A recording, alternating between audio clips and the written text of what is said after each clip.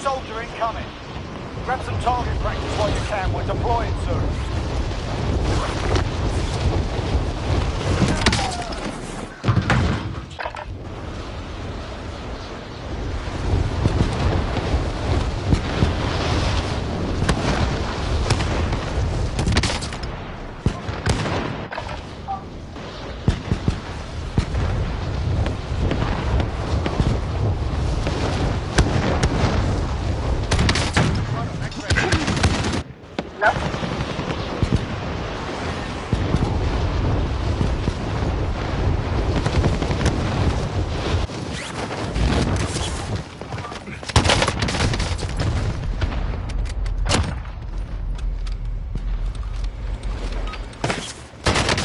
Hello? Where are we going at?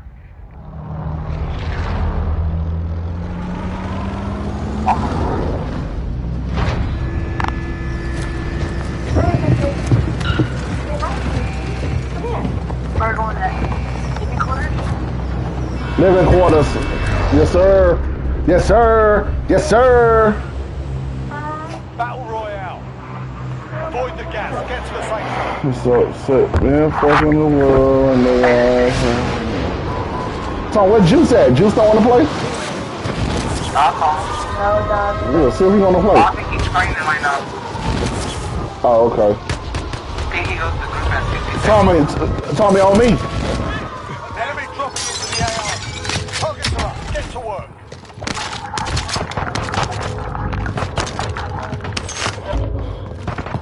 Objective is to eliminate the bounty. Oh my god!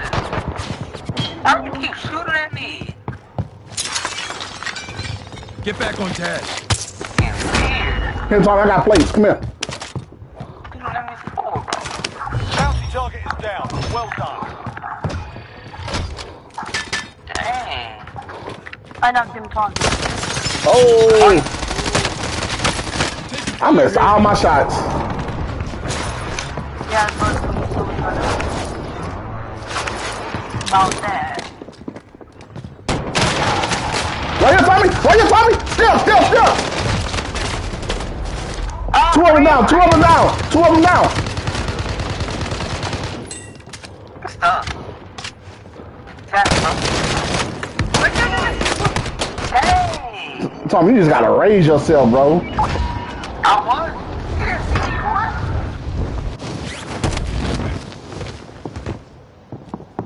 Hey, we're upstairs right now. Oh my god. Finish it. Get your shit together. I'm coming. He smacked me, buddy. Yeah, he only has a pistol. Let's go. Taking shots. Under hostile fire. Station mark. Did you kill him? Calm down.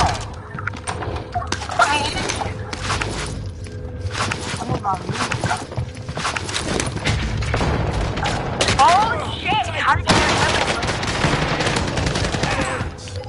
it? Finish his Get back on task. Oh, why do they keep coming in here? Keep dying. Hostile dropping into the area. How did it not die? Closing We in. already did like a team wipe. I think, did we?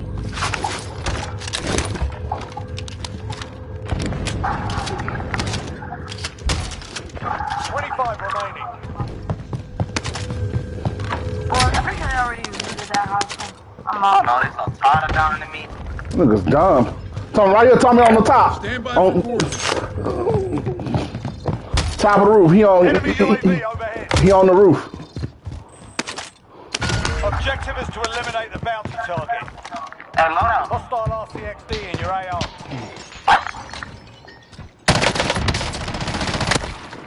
Teammate, Venom. Fuckers had me Oh! targeted. Yeah, you better get your teammate, yeah. Better get your teammate, bum. We can 3 of them landed on me. No. That's Hey, they about to blow out. Tommy, we can't. It's so many people over here. It's that same team keep landing there. Yeah, the same people that keep fucking dying. First I'm done. Drop me your money, Miles. Miles, drop me your money. Friendly loadout drop on I'm the way. off the Joker over there. I'm just gonna try to cover me. No.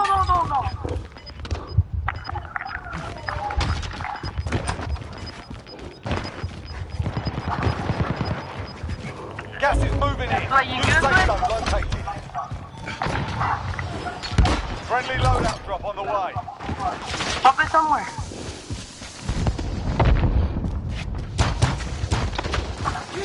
Oh my gosh, bro. Oh, I can't go down. I'm like, what? Shooting at me. Oh, wrong loadout. Because of that crap. I don't got no plates. I got 3. That's all I got left here. Good. I have 0. Him something. That's all I got.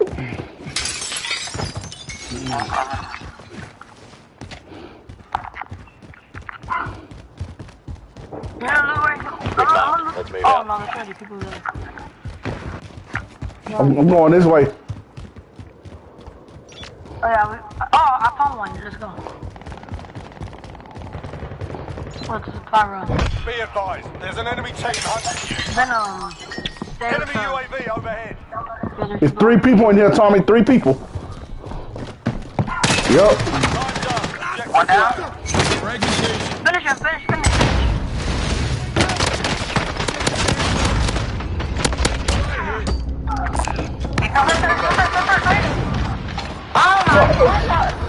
I ain't had no place, Tommy. And I ain't had no bullets left. I killed him. Did I?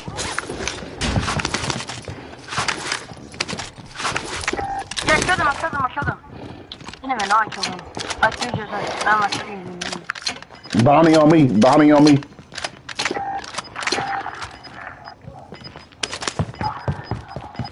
There's a bunch of loot here. There's some ammo, Gas is moving. armor. Oh my god. Oh Don't yeah. come get me. I'm coming in. What, you got shot? No, actually, on the side of the building. You'll be right. I'll fix it. Hey, it's a dude up there watching the loadout. He was not supposed to kill me, bro.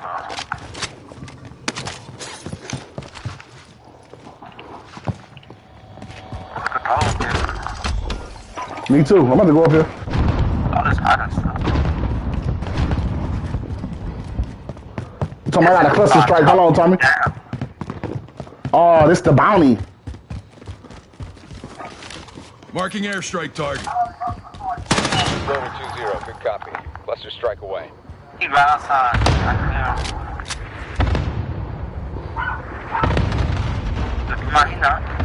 What's that? Probably ran.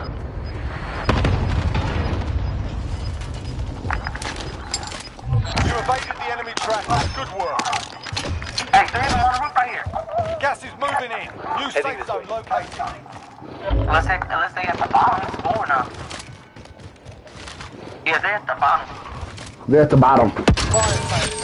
Fire sale. Station costs are adjusted. That boss session about to be hot. Grenade out! Hostile dropping into the area. Watch the skies. What the heck? You about to land on me, man, like me? Oh. Try to. Oh, let me snipe anybody. Let's try to go to the box session. Under Oh, hostile fine. fire. Finish them. Practice chill. Tommy better watch our back. Fire cell charge. Prices are back to normal. What happened? Oh, What was you doing? Now. I'm about to go to the boss station. Don't camp me. Oh. That's long. Camping the boss station. Nice. Wait. Nice. Hostile down. We're all camping in that house where I died. We're all camping there.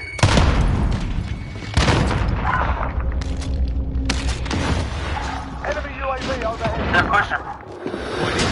Where?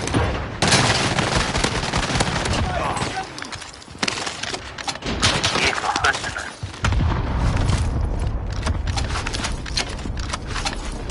I don't know this guy. Hey, when you got back and knock him out right there. Enemy dropping Oh, into don't the shoot, AO. don't shoot, don't shoot. Let us get a start first. Alright, shoot. Got one? Got gas inbound. Safe zone Down. relocated. 10 remaining. Keep it up. Yeah, that was smart. I need a gas mask. I picked one. I already got one, so. Tommy, people below us. I hear That's them. like most of them. Oh, right to our right. Yeah, they right below us, two of them. Be quiet. You be quiet. I need to stop. If you pay for that, it's me.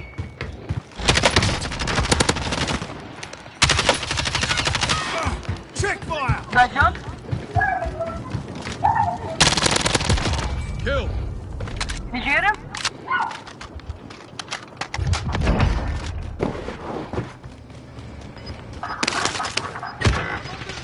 Teammate, The 5 targets tell remain. me Let's get it done. he's right in your face. My, Gas is moving. there's only one gun left. He's in front of your face. Can you shut up? Green him, he's in the bottom of you. He in a tunnel, Tommy. Which rifle am I in? Uh-huh.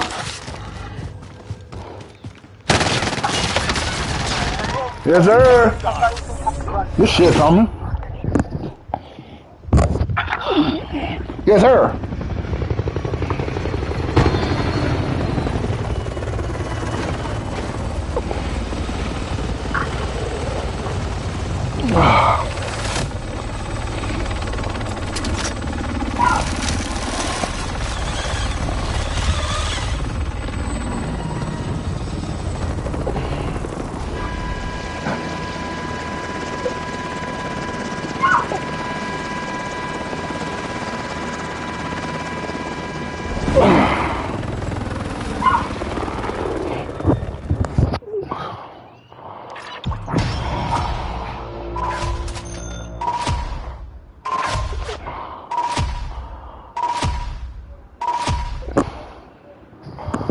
Oh, yeah. Yes, sir.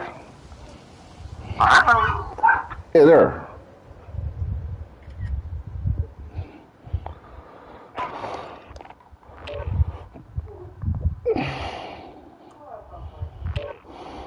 Dad, back up real quick. On the way.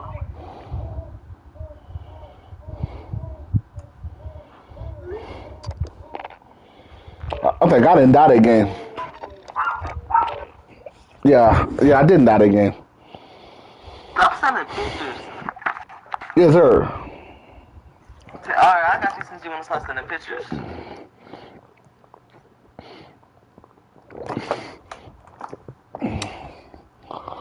I'm trying to compete with me. I don't get it. I ain't even say nothing to you. I just sent the pitch out. Stop competing with me. So.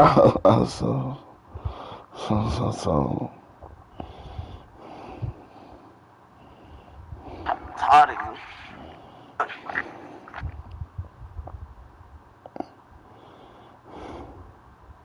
Everybody talk. Holler, let him go. Eeny, meeny, miny, mo.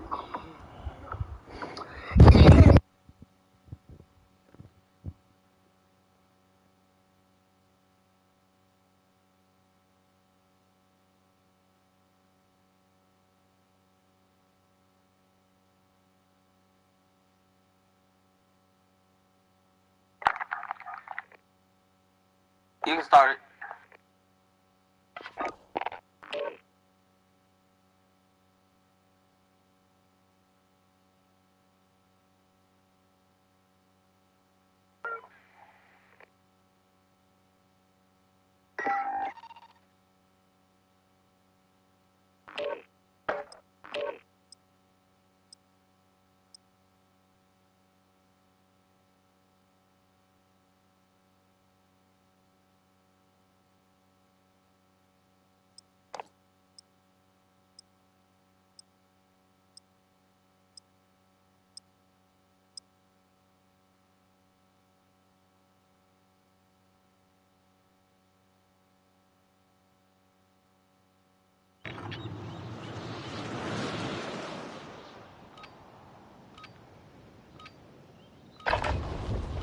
Get yourself sorted. We'll be deployed shortly.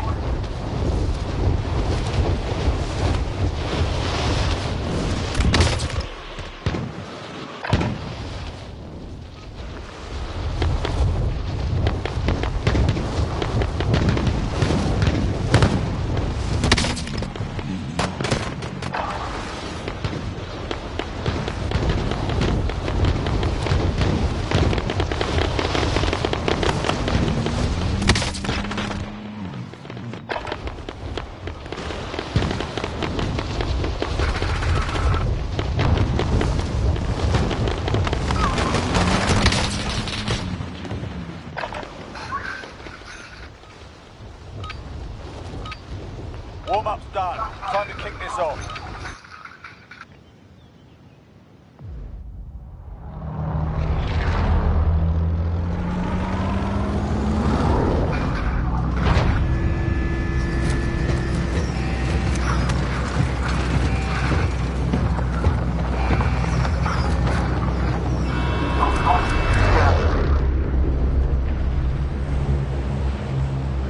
Battle Royale. All right, soldier. Mark a drop point for your team. We don't want to for you today. There's the GC. Stick together. You said me? I'll watch him.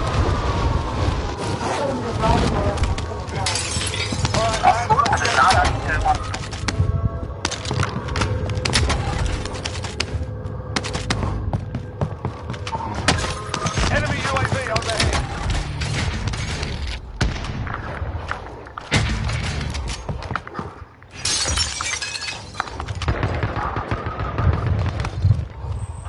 Bounty target has been marked. Kill Yeah, him. the reason that data games I could save me your life. Enemy UAV overhead. Find them to mark.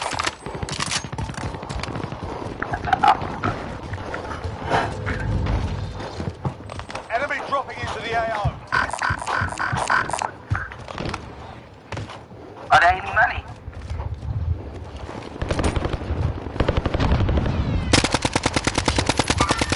Armed mobile. Enemy UAV overhead.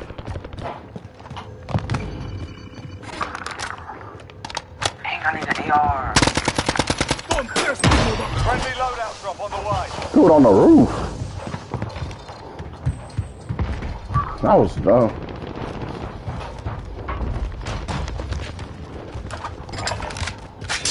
I see people like this.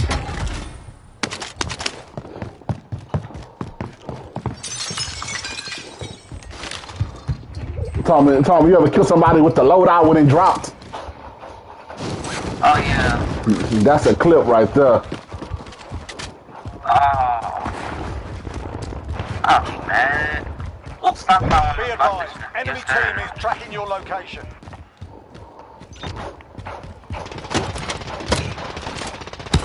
Enemy UAV overhead. Oh, this is a bad clean. That means Tango removed. alright. Jumping up on them. You're losing ground.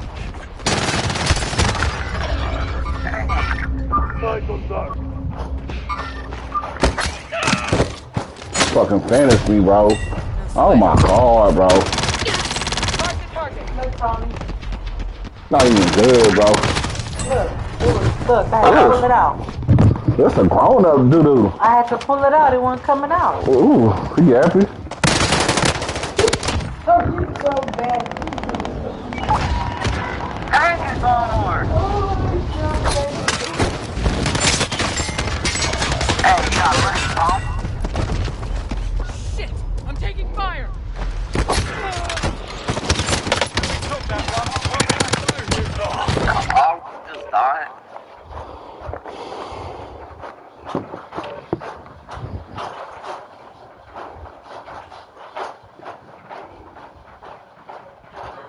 And they feelings when I said that's not a recruiting tool. Do not use the baby bowl as a recruiting tool.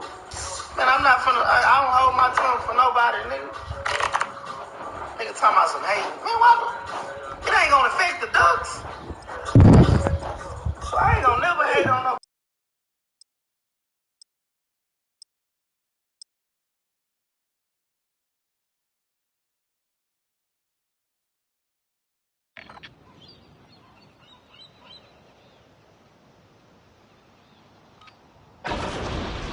Get yourself to proper warm-up. We'll be deployed soon.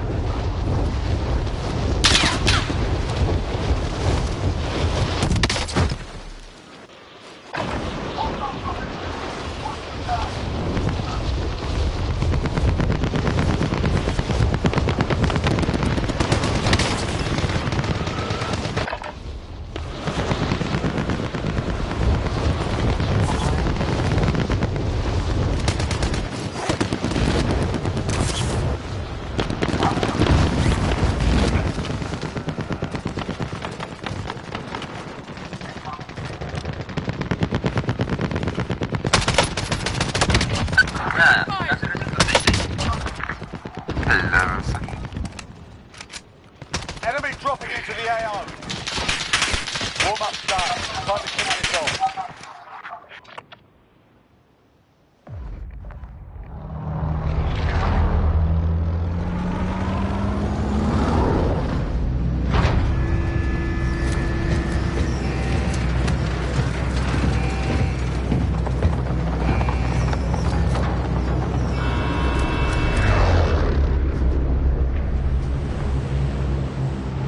Battle Royale.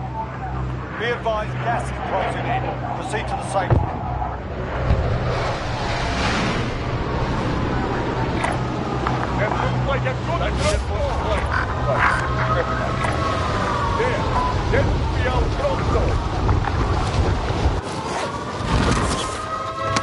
Enemy dropping into the AR.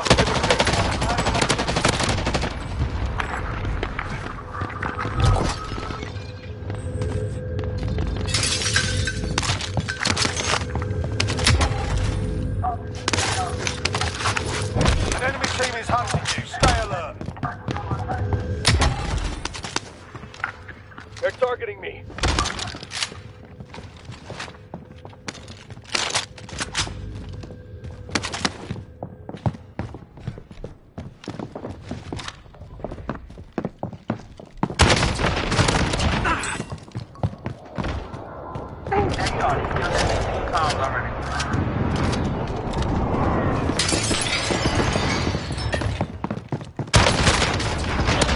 Target.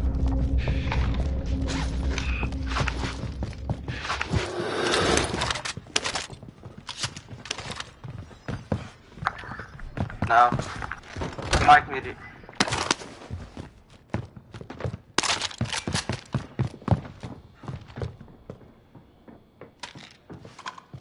Enemy UAV overhead.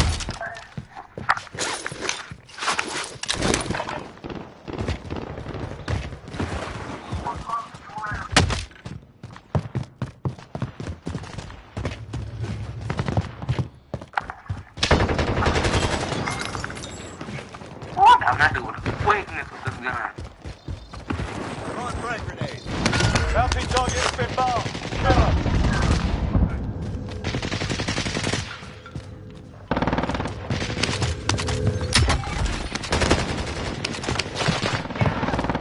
Enemy UAV overhead.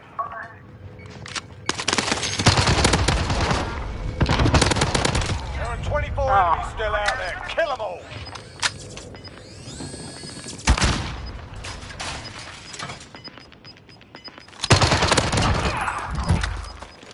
You're losing ground. Y'all have to burn it. Enemy UAV overhead. Taking shots here. Enemy dropping into the AR. You're safe. Lost the enemy track. I'm hit. This is loader 2-0. Good copy. Cluster strike away.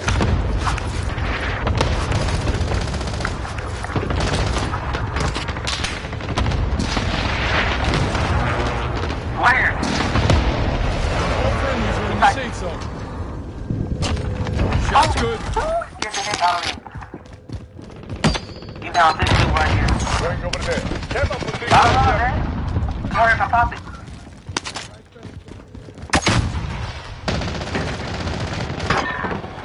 down. Oh, more. Friendly loadout. Oh, no. Movement there. Fragmentation. Taking fire here.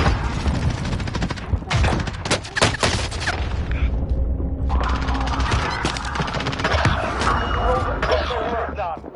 9, 8, 5 seconds there, 5. Oh my! Oh, Friendly loadout on the way. a whole other team sniped you.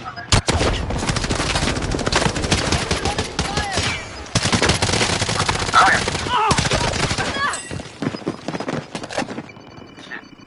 My gang just froze. Oh my god. Every time. Wow.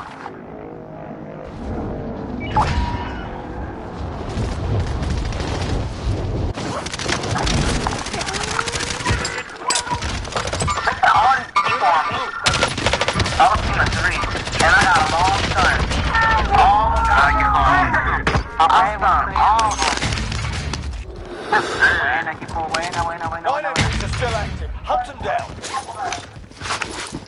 Then I stunned the heck out of them.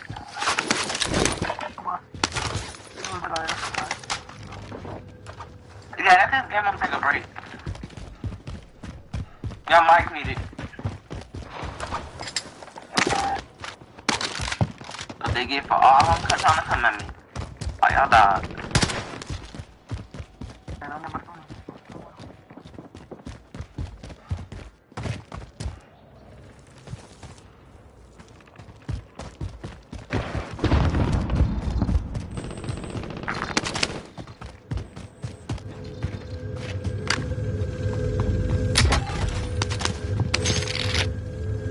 Got a field upgrade.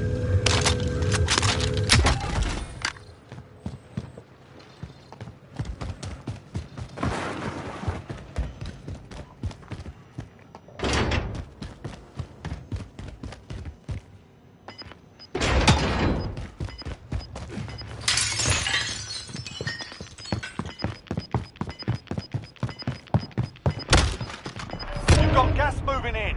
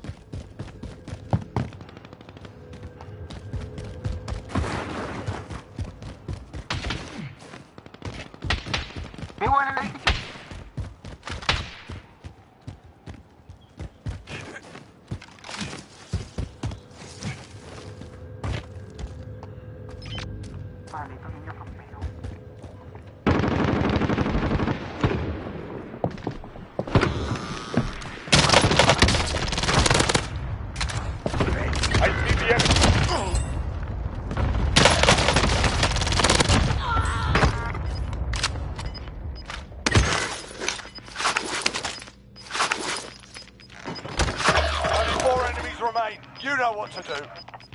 Victory rests on your shoulders. Finish the mission. Gas is closing in. Relocating the safe zone.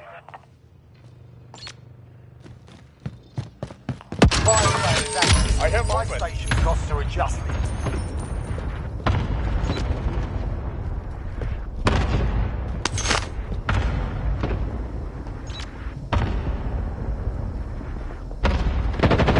Hostile dropping into the area. Watch the skies. En the tower, en la torre, en la torre.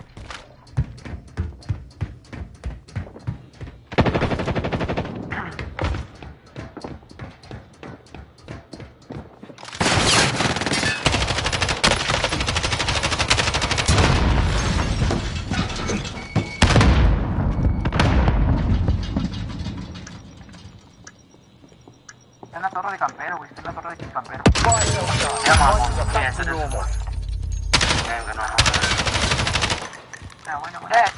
Be off there. Bueno.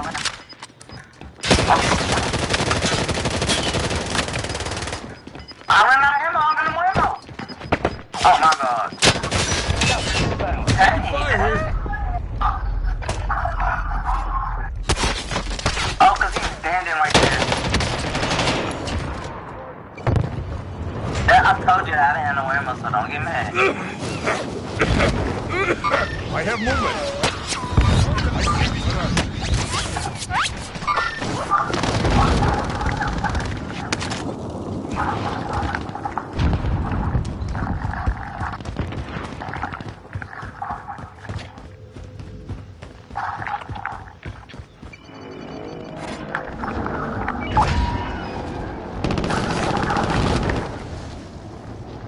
Indicating way. Disregard last. Hostile foot patrol. Mover here.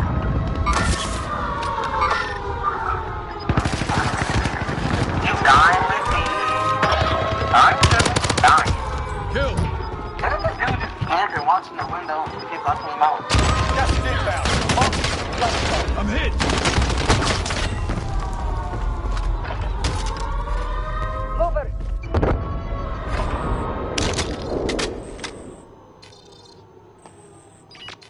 I'm dead. There, your mic is muted. I have movement. Shit. And bullet behind you. Oh, we can come back.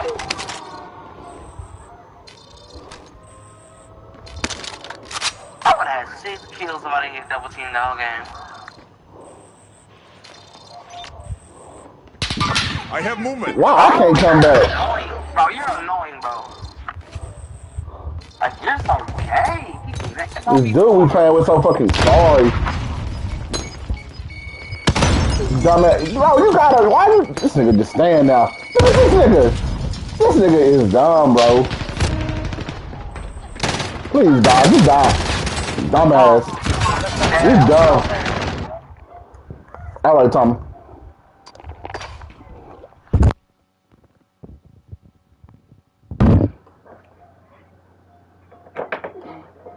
I'm about to go to sleep.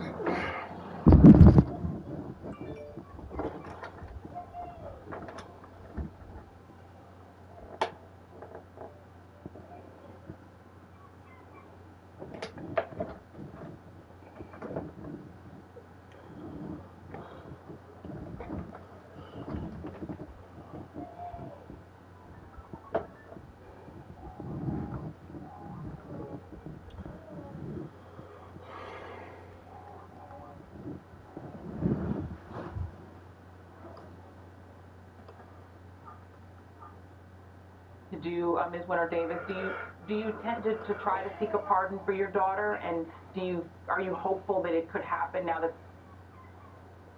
But living in the renaissance of cancel culture, I'm not for the cancel culture. Well, except for you are. So Gates responded to our segment tweeting, "Cancellation is about removing someone from public debate. I welcome Liz Cheney's contribution to the debate, but I intend to win it from Washington to Wyoming." Except he does not welcome her contribution. That's the whole point. He went all the way to Wyoming during a pandemic to tell voters to end her contributions, to end her part in this conversation, to kick her out of office. We are in a battle for the soul of the Republican Party, and I intend to win it. You can help me. You can help me break a corrupt system. You can send a representative who actually represents you. And you can send Liz Cheney home. The fact is, Congressman Gates, you are trying to cancel Liz Cheney. And for a person who rails against cancel culture, that's out of bounds. And we are learning from Jamie Gangel that George W. Bush plans to call Dick Cheney tomorrow, and one reason is to thank him for his daughter's service. Thank you so much for joining us. AC360 starts now.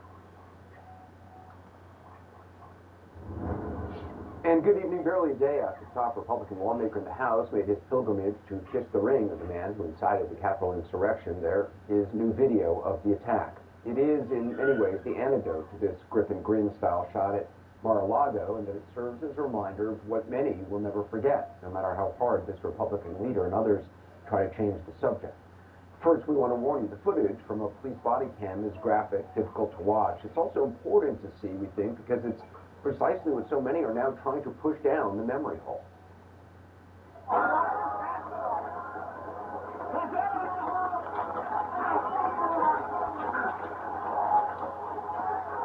clip is evidence in proceedings against a man named Michael Foy, a former Marine from Michigan. As you can see, it shows the mob attacking a police officer, then dragging him away to be beaten. Foy is seen on the tape wielding a hockey stick. He's one of at least 21 military veterans arrested so far in the Capitol attack. We're going to have more on the story and that aspect of it a bit later in the program. We'll dig deeper into the troubling fact that so many former service members.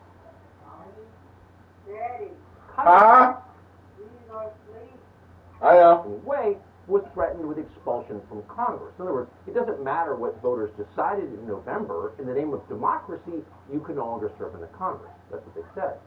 Nor are dissents permitted in the federal bureaucracy. No one who disagrees with our beliefs, Democrats have announced, can work in the U.S. government.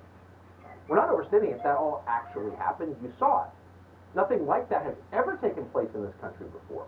This is the most sweeping and audacious assault on civil liberties in American history. The majority of the Republican members who serve in Congress right now voted not to certify his election. Can't say that enough. The majority of congressional Republicans do not think that your vote should have counted. We all saw the Trump mob trying to use physical force to intimidation to overturn a Democratic election. And the details of that violence are horrific. 5 people killed in the attack, including a police officer. 2 other officers who have since taken their own lives. Capitol Police Union says 140 officers were injured, and tonight, Speaker Nancy Pelosi and Senate Majority Leader Chuck Schumer announced Officer Brian Sicknick, who was killed in the attack, live in Congress.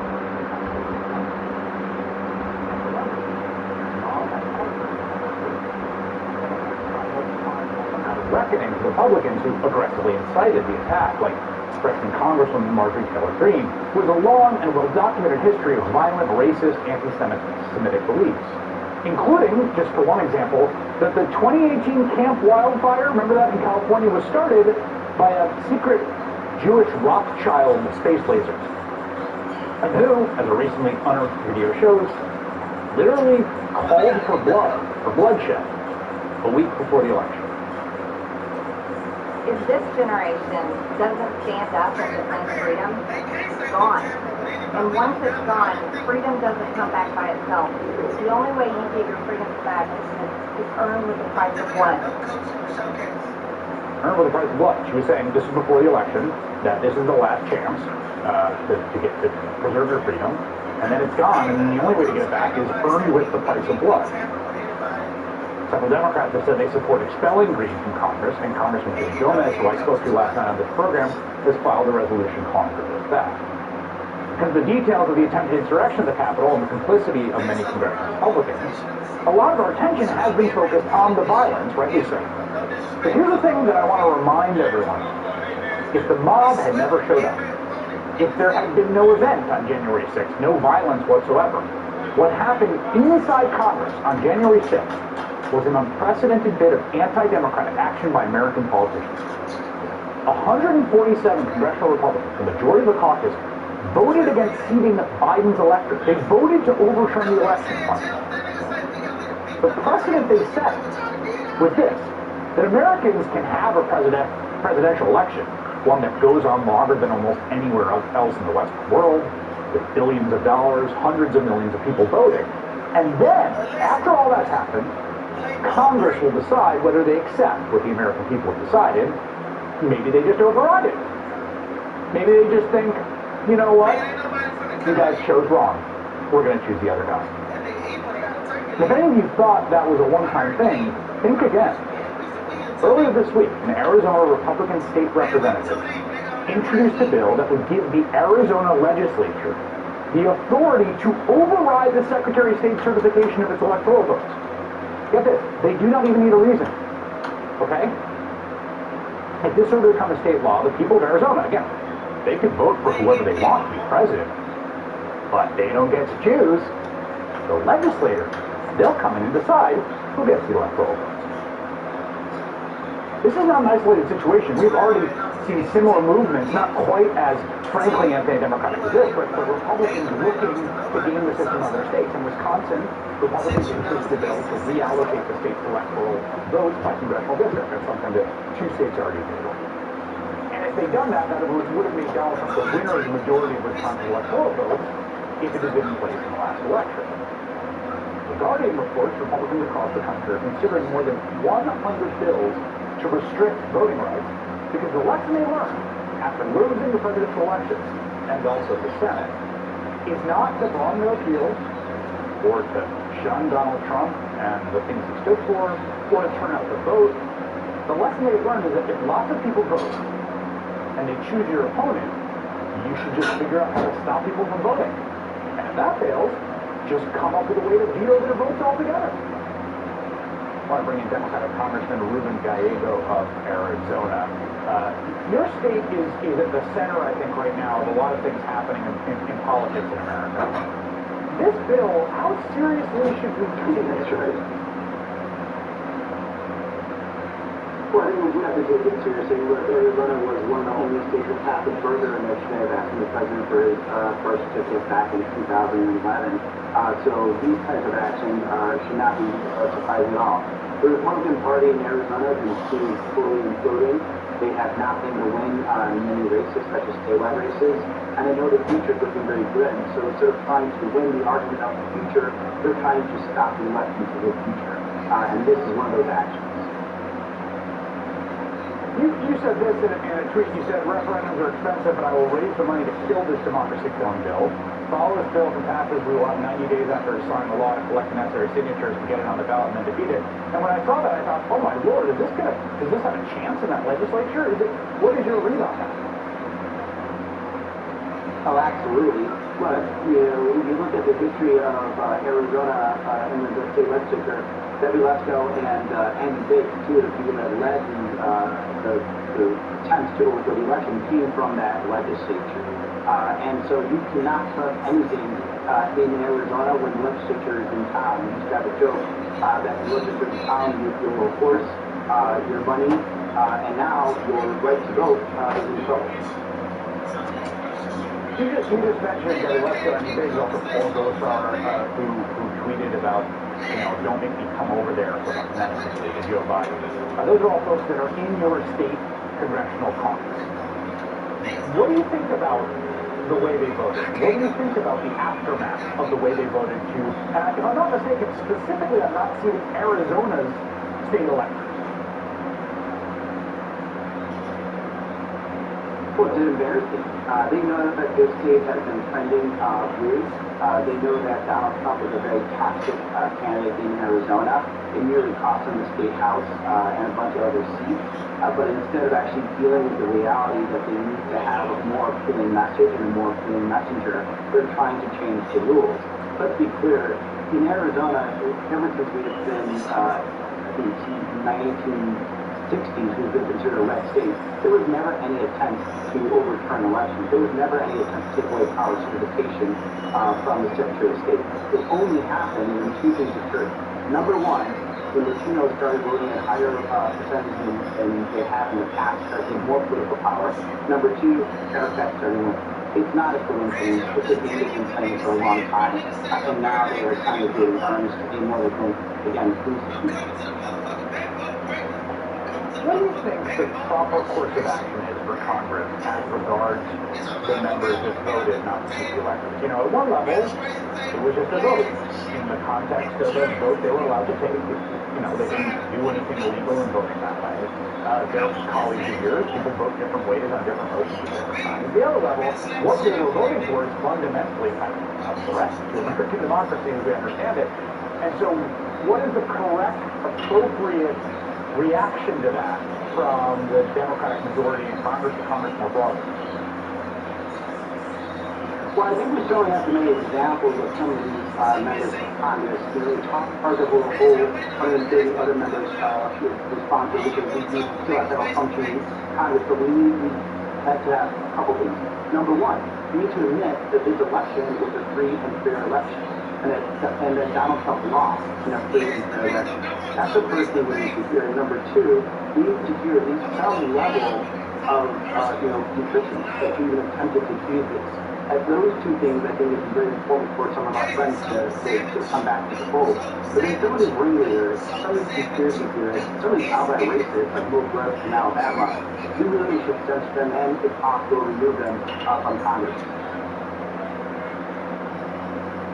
Yeah, I mean, I guess the question is how do you think there is, what the sentiment of the caucus is in terms of taking those kinds of actions? I had Jimmy Gomez last night talking about Marguerite Taylor Greene. You mentioned Mo Brooks. There's others. There's sort of some new reporting revelations about the degree to which the White House was involved with some of the Stop the Steal organizers. Is there a sort of fact-finding enterprise you'd like to see first, just to actually get to the bottom of what exactly happened in the Capitol and who was involved and who might have been involved ahead of time? Well, we definitely need to know what happened. And then we have to go and keep some level of accountability. Look, everyone else is going to have to answer in different ways. I, for example, very different. I have a lot of members. I sit on some very important subcommittees. I'm the chairman of one subcommittee. And if you're one of the insurrectionists, it's going to be very difficult for you to get a hearing in my subcommittee. So, I think you're going to have to explain to your friends why, you're not getting any of those heard. Now, these are going to be a lot of members to do that. It'll be a case-by-case basis.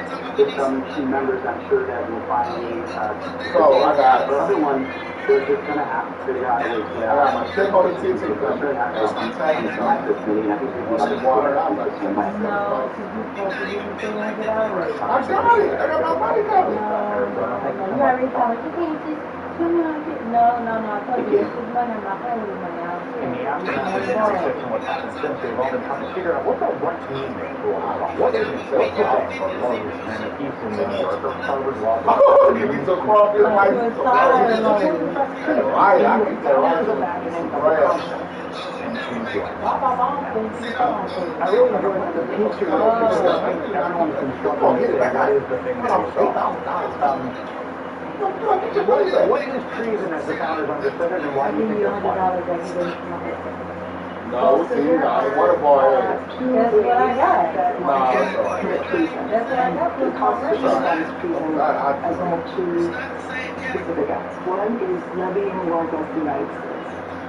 The second is subduing to your enemies, giving them aid and comfort. So it's an either or. So either you levy war against the United States, or you adhere to their enemies, giving aid and comfort.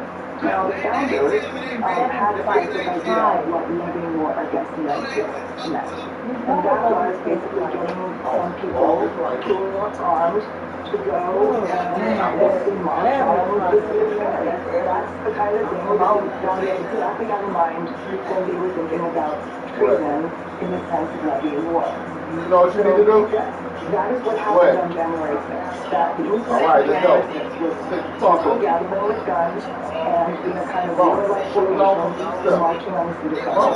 And so I would have to say that if we think that levying war, that phrase means anything today, then we have to look at what happened on January 6th. Why in the world would that not be treason?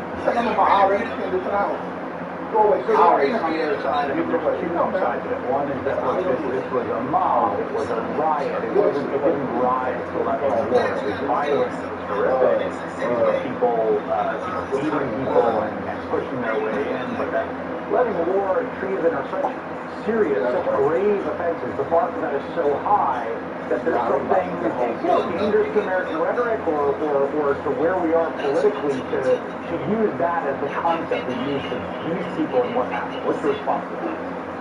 The founders were very concerned about abusing treason to this political rivals, people who just don't like. And it is against police that is possibly the highest offense in our legal system, and it's something that carries a maximum penalty of death and a minimum penalty of 5 years. And so in our federal system, and so it is, I very much hear that point, that it's something you want to be really careful about.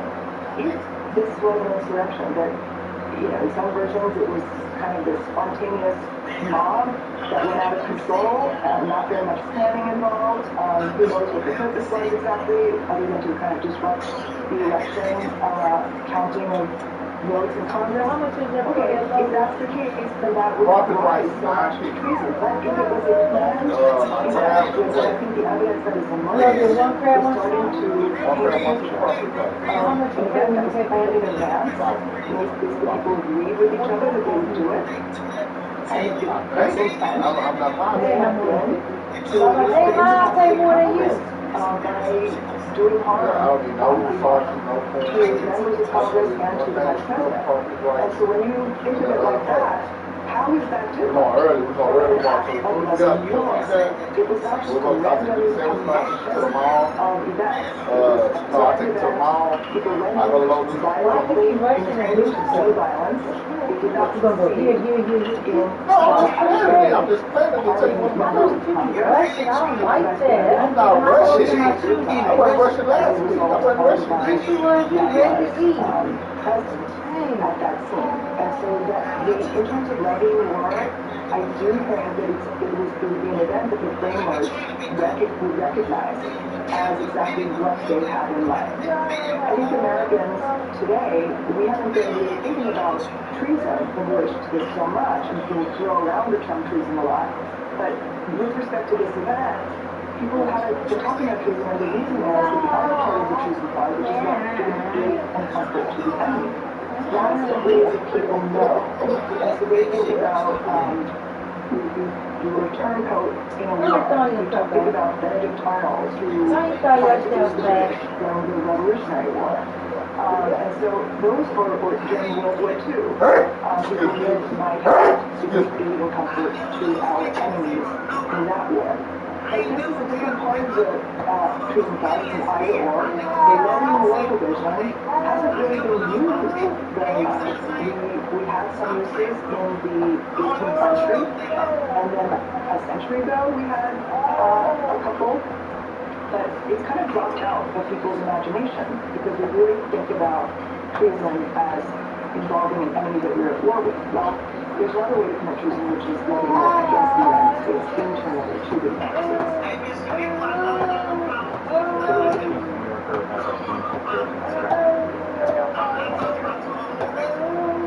Thank you. Next 3 weeks after the attack on the Capitol, authorities are still searching for the first of the week. Planted the pipeline. And that's what you know, I can just show you that now.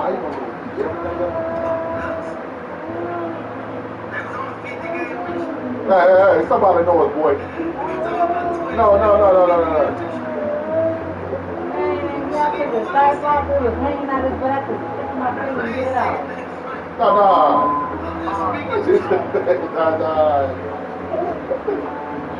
Slim Sound is with peace of mind by brand and more families trust the quality and timeless protection.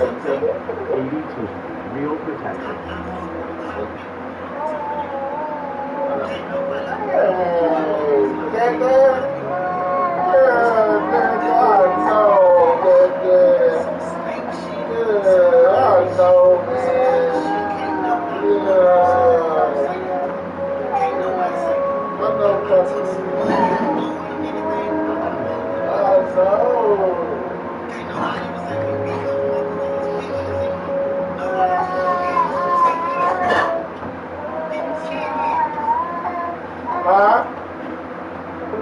Oh yeah, you want me?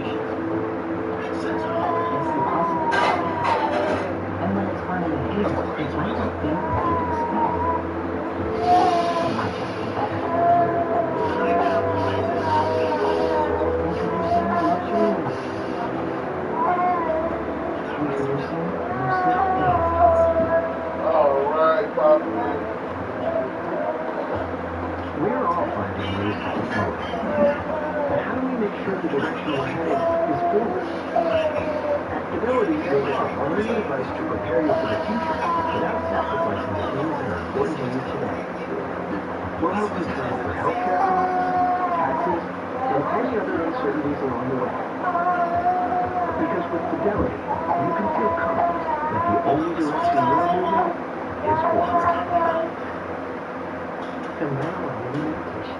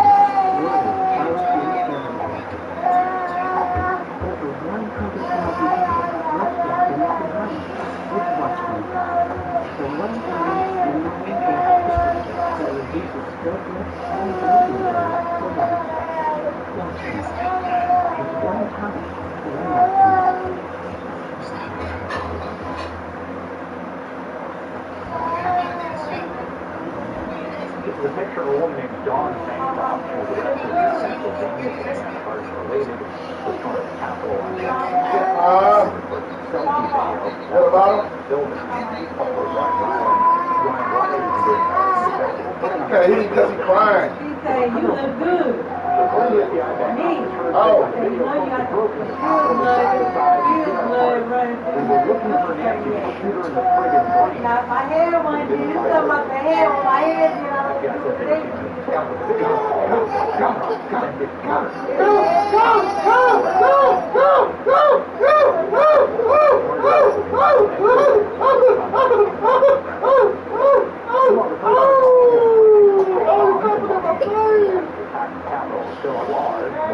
What? Today, the FBI out there increasing the reward leading to that person's enforcement to $100,000.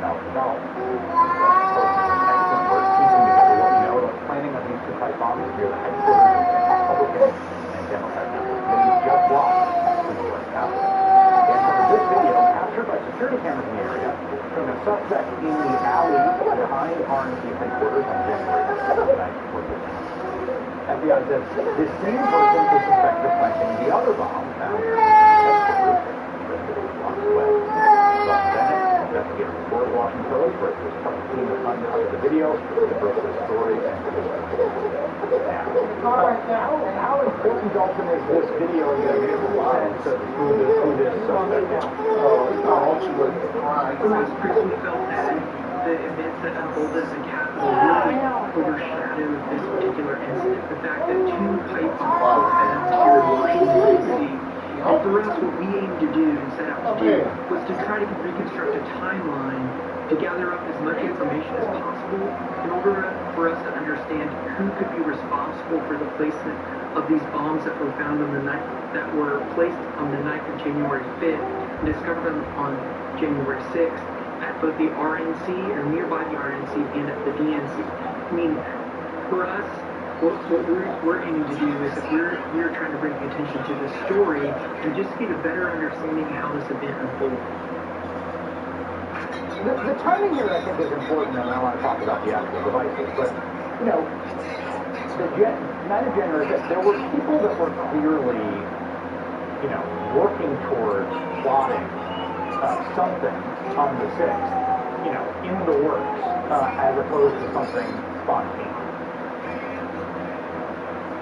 I mean, certainly from, you know, our reporting on this particular incident and looking at the suspect from the footage that we were able to gather from speaking to local residents, businesses in the area, it would suggest that this person that was responsible for placing the bombs had some type of knowledge of the area.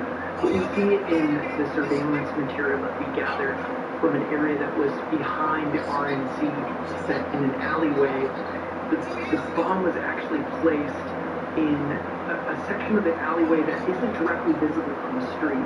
What we see in the surveillance material is that the suspect approaches the area at a rough and seems to have a general familiarity of the location. And what we understand in the material that we gathered, that one of the videos shows the moments before that the suspect is believed to have placed the bomb, which was filmed around 8:15 p.m. I mean, certainly, in the process of piecing out this timeline and getting a better sense of where the suspect had been throughout the evening, their movements, it was really revealing that to us, throughout the reporting process, it appeared that this person had pretty good knowledge, intimate knowledge of the area. So the devices themselves, tell me about them. There was, I think when we heard about them, there was a question of like, these were just spoof or these hoaxes, but these were operational devices, correct? Yes, as far as we understand, they were both operational devices. We spoke with the ATF. They confirmed that and described the devices as live. In addition to that, we went a step further. So we gathered publicly available images of the devices, images that we had gathered through the reporting process, and shared it with a former FBI bomb technician, a gentleman by the name of Barry Black, who worked on the Oklahoma City bombing investigation, really an expert in his field. And he said, looking at the devices, they appeared to are fairly of a simple construction.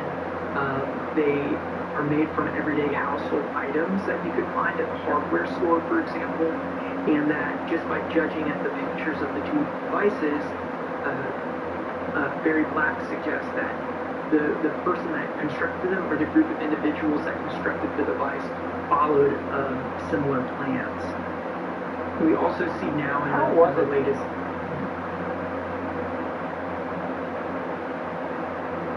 How was it that the device was captured or found, particularly the one behind the RNC? Because it's very close to people's houses. That's the thing about this area. I mean, most people that haven't spent time in Washington, D.C. might think that the RNC and the DNC are located in areas where nobody lives, right? It's a big office complex where, 9 to 5 and that's it. That is not the case. What we know about the location of where the device was found at the RNC, the story behind it and the way it was discovered is purely by coincidence. I mean, it was a complete moment of chance. A woman that lives on C Street actually walked out to do her laundry and had stepped out into the alleyway, and this was around 12:40. And, when she had gone out to do her laundry, she looked over to her left, and right there, she discovered the device that happened to be in between a rat trap and a line of recycling bins. At first, according to her telling, she wasn't exactly sure what it was, but she was immediately suspicious of it. Leaned over, looked at the device, and realized immediately that it was a pipe bomb or some type of explosive. Noted that on the device that there was a timer, and that timer was going into 20 minutes. She immediately ran over to a guard booth that was located in that alleyway and notified a guard that, hey, I've discovered this device that I think is a bomb. In there, the guard ran over, verified that it was a bomb. Yeah, I think the thing that is important to emphasize is that this bomb was discovered in an alleyway that there are homes that are incredibly close to that area. There are people that live on C Street in Rumsey Court, which is the alleyway where we see the suspect actually walking through to place the bomb in the surveillance material. There are homes there. There are people that live feet away from where this device was placed. And did they then figure out after that to go check around the DNC? So from what our understanding is that the device at the RNC was initially discovered by the woman who had gone to do her laundry at around 12:40. Authorities were aware of the device by 12:45, that an explosive device was present. From there on, what our reporting indicates is that by 1:15, 30 minutes later, a separate device had been discovered by the DNC, and that device, where our reporting shows, was found next to a park bench that was right on the corner of the street that's just outside of the DNC. All right, Dalton Bennett. great work on this. Thank you so much for sharing the report. Thank you. Next, Ashish Jha is here to sort through fact and fiction around vaccines, whether the new mutant virus strains will change the game. Stick around. With new awards for Chase Freedom Unlimited, I'm now earning reward satisfaction. I got to tell everyone. Hey, Rita, you now earn refill on dining including takeout. So that's Jesus. Hey, Kim, you now earn complimentary travel purchase from Chase. Hey, Neil, you can earn these to the drugstore. Buddy, I'm right here. Why are you yelling? Because that's what I do. You're always earning the positive cash back on travel purchase from Chase. Use in the drugstore, use in the dining including takeout at 1.5% of everything else you buy. Chase is more what you need. Selling a home is expensive and stressful. So we set out to create a better home selling experience with a network of the most successful real estate agents in America. It'll sell your home for as little as a 2% commission. The icing on the cake was the idea that was that we saved $12,000 in commission. They were so stress-free. The whole process was amazing, and I would definitely recommend that. We are not a discount broker. These are top local agents that will get you the best results. First rule of special ops: be aware of your surroundings. Complete visual clarity, because survival, safety, and success depend on it. These special optics give you the power to see all your surroundings. Your HD vision, special ops. Most sunglasses just make things darker, and in a tactical situation, that can be deadly. Inspired by the needs of our men and women in uniform, Special Ops lets you do things normal sunglasses just can't do. You see your surroundings in high definition, with color, contrast, and clarity so sharp you'll never want to be without them. An HD Vision Special Ops reduce glare without darkening your view. Same polycarbonate material used in military aircraft. A high-performance design ideal for active lifestyles. Special Ops offer UV protection, are scratch-resistant, and can survive the harshest conditions. Because no matter where you are or what you do, seeing clearly can save your life. Or give you a tactical advantage even in low-light conditions. It's just the clarity of everything around you. Right there, as far as looking across the field, you see things very clearly, which is extreme, which is very important. The lenses are so clear, it's like there's nothing in there. Everything's just flat. Tactical glasses with similar technology can cost $200 or more, but with this exclusive TV offer, you can get HD Vision Special Ops for $19.99. When you order now, you'll also get our HD Vision Night Ops glasses absolutely free, perfect for driving at night. HD Vision Night Ops enhance color, clarity, and cut the glare of oncoming headlights. You get the HD Vision Special Ops sunglasses and our Night Ops with professional-grade optics for an unbeatable low price. All fair for just $19.99. Don't wait. Get your Special Ops today. To order, call 1-800-644-3830. That's 1-800-644-3830, or you can go online at hdspecialops.com. Don't delay. Call it there today.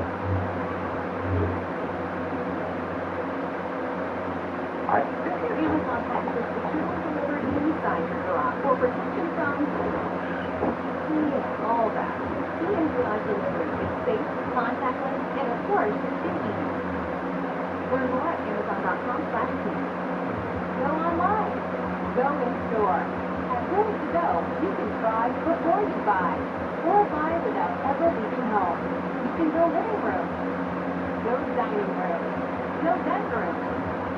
Plus, get free doorway delivery on the furniture you love. And always for the lowest price. That's the room to go. Go style, go savings, go today. Room to go. Let's go. Amazon packages securely delivered inside your garage for protection from all that. Garage delivery is safe, contactless, and of course, it's easy. Learn more at Amazon.com/team. 10 days into the Biden administration, there is good news on the vaccine front. The White House says an average of 1.2 million Americans are getting a shot every single day. And there are two more very promising vaccine candidates on the horizon. We've got Johnson & Johnson, which crucially is a single dose and is 66% effective, and Novavax, which claims to be 90% effective. Now, of course, the race is on to vaccinate as many Americans as possible before the coronavirus mutates even more. There appear to be at least 4 mutant versions of the coronavirus in the U.S. right now, 3 that originated abroad in the UK, South Africa, and Brazil, 1 that seems to be homegrown in Los Angeles. Today, Dr. Anthony Fauci said the mutation should be the wake-up call. Getting people vaccinated as quickly and as efficiently as you possibly can will always be the best way to prevent the further evolution of any mutant, because when you do that, you prevent replication, and replication is essential for mutation. You can be almost certain that as long as there's a lot of virus circulating in the community, there will be the evolution of mutants, because that's what viruses do, particularly RNA viruses. You're giving the virus an opportunity to adapt. I want to bring in Dr. Ashish Jha, Dean of Brown University School of Public Health. And I want to ask you about that sort of what Dr. Fauci said that are related to something that you were writing about, which is the relationship between using the vaccine or other tools to suppress the virus and further mutation. So you said this, heard of the SARS COVID variant from Japan? No. How about the one from South Korea? No. Surely variants from New Zealand and Vietnam? Of course not. Because these places haven't given rise to scary variants, but what places have has big implications for ending the pandemic. What were you getting at there? Yeah, so Chris, thanks for having me on. I have a really simple point here, which is when we let diseases, when we let the infection run wild, we're essentially giving the virus more chances to mutate, create more variants. And if we want to end the nightmare of more and more variants, some of which might escape our vaccines, we've got to bring the pandemic to a close everywhere, not just in the United States. That clause you said there, more and more variants, comma, some of which might escape our vaccines. That's the kind of doomsday scenario I think people are very obsessed with right now, and understandably, because more or less, as I've covered this pandemic now for a year, betting on the worst case scenario has often proven right. So what is your assessment of A, what the data show about vaccine efficacy on new variants, and B, the specter of a variant escaping our ability to vaccinate again?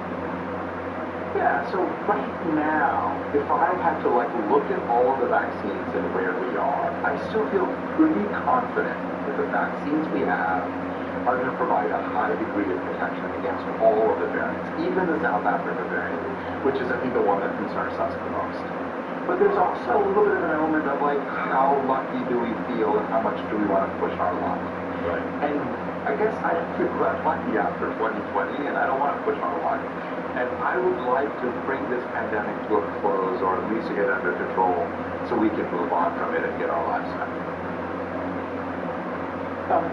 The Johnson & Johnson vaccine is very promising and very exciting because it's single dose. I also think my understanding is that it's easier in terms of its storage and supply chain. But the 66% number really jumped out because we've seen efficacy north of 90% in others. How should we think about it? Yeah, I know everybody's focused on the 66%. I'm going to be honest with you. I'm pretty excited about this vaccine. I love the numbers. The high flag number of 66%, I wish it was a little bit higher. That would have been great. But what was really impressive was that if you look at severe disease, there was at least 85% effective. And the longer you waited, at some point it seemed to prevent severe disease in almost everybody. And so, if what I care about is hospitalizations and deaths, this is a very effective vaccine. It's one dose, no freezing, just refrigeration. It's a big step forward. Yeah, that's an interesting point, right? That the reason this thing has been so horrible, the reason we forget today, I think we posted or recorded 3,500 deaths, just an incomprehensible onslaught of human loss, is because it can be so severe, and there's crazy variance between people who feel a little under the weather and people who are in the hospital and close to death a week later. If you have a vaccine that's cutting off the tail of that distribution, people get really sick, that's a huge deal from a public health perspective. Yeah, massive, right? Because all of a sudden it changes the calculus. If I told you that there was a disease where there was a 5 or 10% chance that you might get horribly sick, a 1% chance that you might die, that changes your behavior and it should. But if I told you there was a disease that with this vaccine, you may not feel great, you may even have some fevers and feel a little further back, but you're not going to end up in a hospital. You're not going to end up dying. That is huge, and that's what the Johnson & Johnson vaccine seems to show. Now, look, we haven't seen the full data. I want to see the full data. I don't want to overstate what we know, but I am feeling very optimistic based on what I've seen so far. The last question for you, which I think we have been very focused on the U.S. understanding this is where we live, and we want to get back to life, we want to save people as well. Your point, though, about from a global public health perspective, like the more this thing's kicking around and the more threat it poses to all of us, how do things look at a global scale for getting the world back? Yeah, this is a place where I think, of all the things that the Trump administration got wrong, this may be the most wrong they were. This idea that you could live in kind of an isolationist world. It doesn't work. We are way far away from being able to vaccinate the world. And here's the problem, Chris. The bottom line is, imagine a world where, like, America's vaccinated, but there are large outbreaks happening elsewhere. We can see the rise of variants that will escape our vaccine and make our entire population vulnerable again. And we would have to lock down again, we'd have to build new vaccines and revaccinate people, and we would have this sort of endless pandemic. I think we all want to avoid that. And the best way to avoid it is to focus on vaccinating everybody around the world. Yeah, this is such an important point. We got to keep sort of pledging that we're going to keep our focus globally as well as locally. We've been trying to do both, but there's a natural inclination to be like, where are my parents getting vaccinated? But, this really is a we're all in this together situation. Dr. Ashish Jha, thank you so much. Thank you. Ahead, President Biden's approval ratings are higher than Donald Trump's ever were.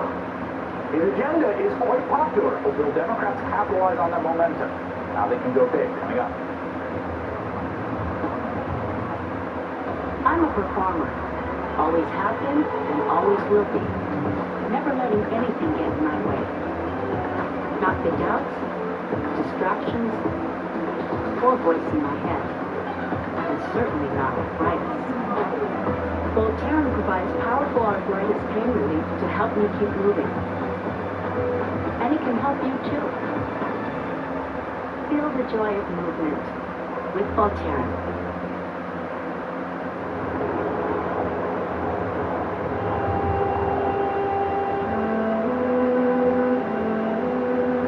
Any time of year is a bad time if you're an animal who's being abused or neglected. But winter can make the suffering even worse for these animals. Many have been left outside in the cold. The endless suffering, endless pain, this lack of hope, there is no shortage of cruelty out there. This winter, please help by visiting our website or calling this number and signing up with your $19 monthly donation. We need 3,000 new donors in the next 30 days so we can rescue the animals who are fighting to stay alive this winter. It's really the support that comes in from people that care that really is the engine that keeps us going. Join in the next 10 minutes and we'll send you this free membership kit with our member magazine, a photo of a rescued animal, and this Animal Champion t-shirt. This limited edition item won't last, so act now. It's a season of great suffering for too many animals. Please go online or call now to help them. Do you have a dark garage that needs more light? Or one lonely bulb up in your attic? Or down in the basement that's not so bright? Finding your way is always a fight. Introducing Tri-Burst from Bell & Howell, the new LED triple panel socket light that's crazy bright. It'll transform any area from dim to ultra bright. And that's all because of its 144 high-intensity LED bulbs. Tri-Burst quickly screws into a standard light socket, and the hinged panels can be set at any angle for directional light anywhere you need it. This garage is using a 60-watt light bulb. Now look at the same garage with Tri-Burst. It's a night and day difference. Now your garage will always be brightly lit when you get home. Just switch it on for a bright white light anywhere. Your closet can go from dark to beautiful and bright. even light up that shed in the dark of nights. And it's the best way to get around your attic without a flashlight. The secret is not one, not two, but 3 LED panels with 144 bulbs that angle in any direction to deliver natural white, ultra-bright light where you need it most. A standard bulb can barely light this basement. It registers just 265 lumens. But watch, simply screw in tri-burst for a huge 4,000 lumens of light. Now that is crazy bright. Plus, the LED bulbs last 50,000 hours and cost less to run than this 60-watt light. It's perfect for garages, basements, patios, attics, and more. Other lights this bright can cost up to $200, but you won't pay that. If you want crazy bright light, get tri-burst from Bell & Howell today for just $29.99. And it comes with Bell & Howell's huge 5-year warranty. So why strain to see every night? Order tri-burst now, so everything is crazy bright. Order call 1-800-737-4038. That's 1-800-737-4038. Or go to triburst.com. Or call 1-800-737-4038. Or order online at triburst.com.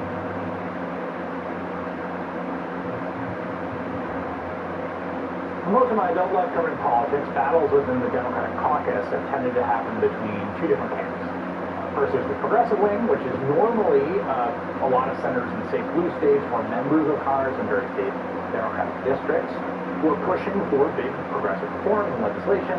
And then the other camp are people who often study those goals, and Democrats who represent swing districts or swing states who are worried about their electoral prospects, sometimes not wrongly, but, about being tagged as far leftist or socialist and then putting their re-election at risk. Now, that's an oversimplification, but generally that's how it goes.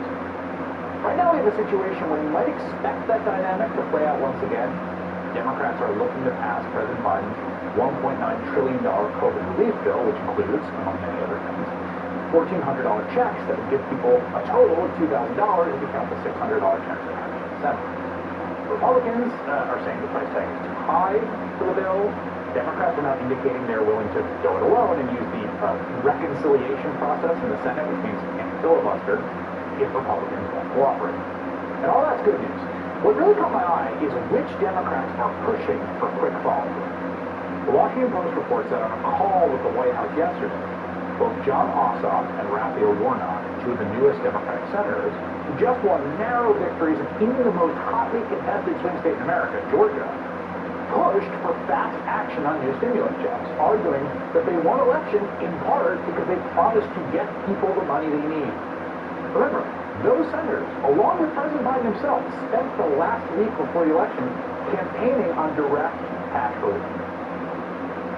When you send me and Reverend Warnock to the Senate, we will pass those $2,000 stimulus checks that the people need, that families need to stay on their feet and in their homes. And then Ossoff and Warnock won. Someone in Broadway, actually, and they went to Washington and said, hey, guys, we're swing state senators whose political futures are on the line here, and we are telling you we need to get this big thing done. Not just because it's the right thing to do, but because it's good politics for swing members like ourselves. I think they're absolutely right. There's new polling that shows it.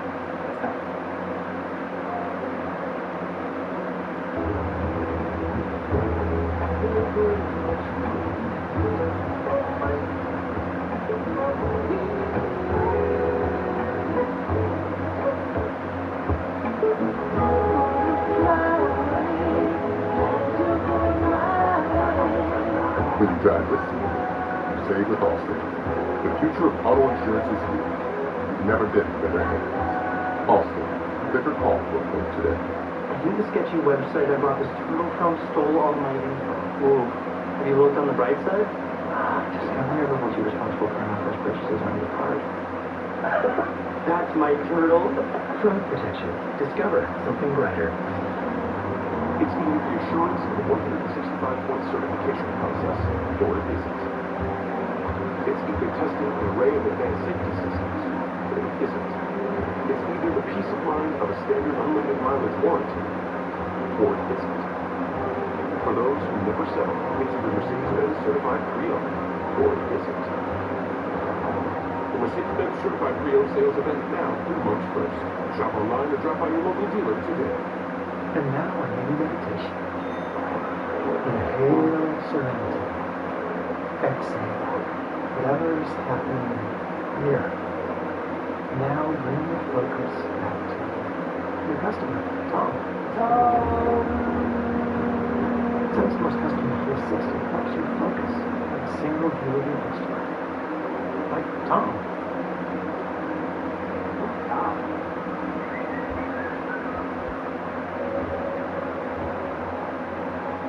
These days, you need more than an education. So that's what we give you. Introducing Career Services Live. Learn more at phoenix.edu. You ready to get lively? Join the millions and get the No Bra Bra for that totally free, soft as ever. Forgot I had it on feeling. With no bulky wires, you have to feel it to believe it. All bras only $35 at wearlively.com. Planters is for the cravers. The crunchy, savory cravers. And the cravers that deserve something special. Planters Deluxe Mixed Nuts. Stay satisfied. Get your Amazon packages securely delivered inside your garage for protection from all that. PM Garage delivery is safe, contactless, and of course, convenient. Shop, order, and receive Amazon packages inside your garage. It's that easy. Learn more at amazon.com/keep.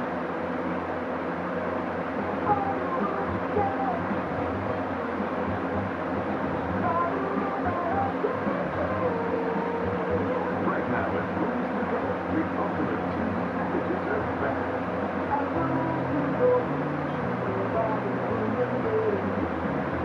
Choose from a full selection of living packages and get a 7-inch LG Smart 4K UHD TV and finance for 60 months interest-free.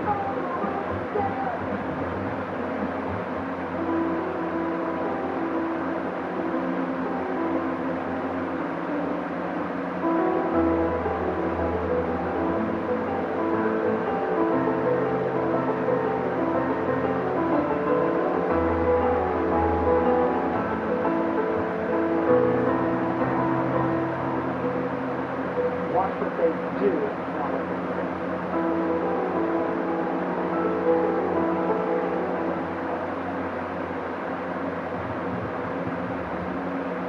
President Joe Biden's approval rating right now is higher than Donald Trump's has ever been.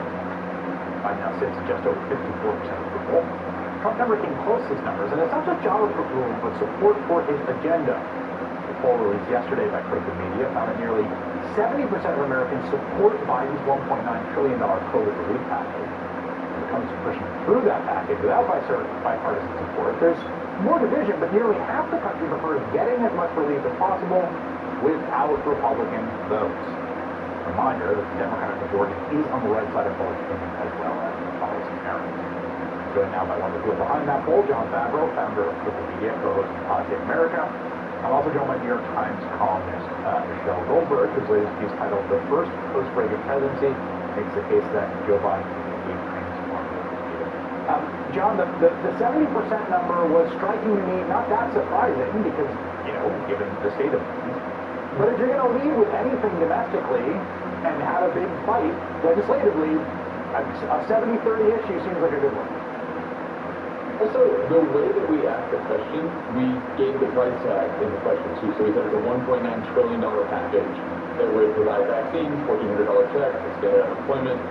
And not only was it 70% approval overall, 4 in 10 Trump supporters supported Joe Biden's plan. In the same poll, only 7% of Trump voters believed that Joe Biden won the election. So 40% liked his plan, even though a lot of them didn't believe he actually won. It's pretty popular.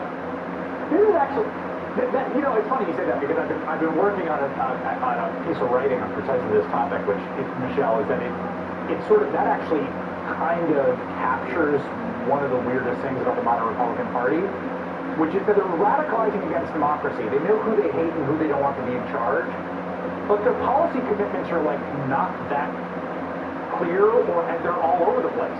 And so when you ask them about policy, it's like, yeah, send us checks, and Joe Biden is, a secret member of a child-eating cabal. Well, right, and that's what I wrote about the Reagan consensus collapsing. and why I think Biden has such an opportunity.